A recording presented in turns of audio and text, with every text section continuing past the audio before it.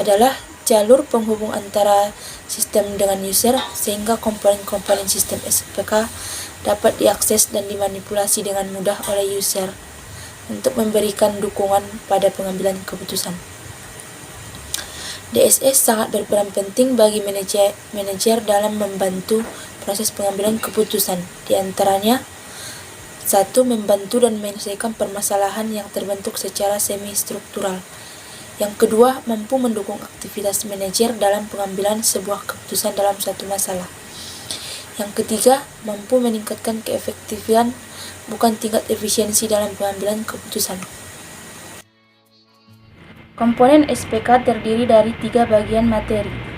Yang pertama, data internal.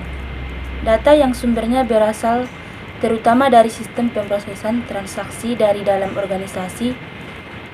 Contohnya seperti upah, gaji bulanan, jadwal pemeliharaan mesin, alokasi anggaran, perkiraan terhadap penjualan yang akan datang, biaya produksi, rencana rekrutmen pegawai baru yang masa mendatang, dan lain-lain. Kemudian yang kedua, data eksternal. Data yang sumbernya berasal dari luar sistem organisasi, seperti data industri, data riset, pemasaran, data sensus, data tenaga kerja regional, regulasi pemerintah, jadwal tarif pajak, data ekonomi dalam negeri, dan lain-lain. Data tersebut dapat berasal dari lembaga pemerintah, asosiasi perdagangan, dan juga perusahaan riset pasar. Yang ketiga, ada data privat, meliputi petunjuk-petunjuk yang digunakan oleh pengambilan keputusan khusus dan penilaian terhadap data dan situasi spesifik.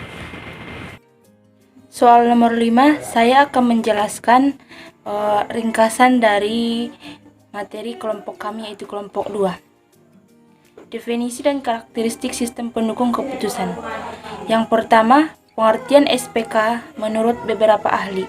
Yang pertama, menurut Michael S. Scott Morton dan Peter G.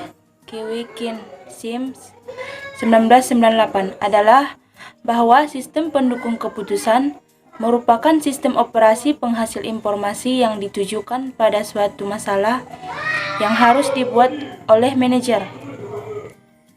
Yang kedua, menurut Raymond McLeod Jr. 1998, mendefinisikan sistem pendukung keputusan sebagai suatu sistem informasi yang ditujukan untuk membantu manajemen dalam memecahkan masalah yang dihadapinya.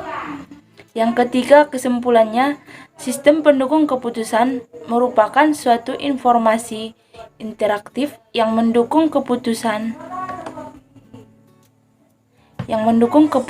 dalam proses pengambilan keputusan melalui alternatif-alternatif yang diperoleh dari hasil pengolahan data informasi dan rancangan model. Kedua, karakteristik sistem pendukung keputusan.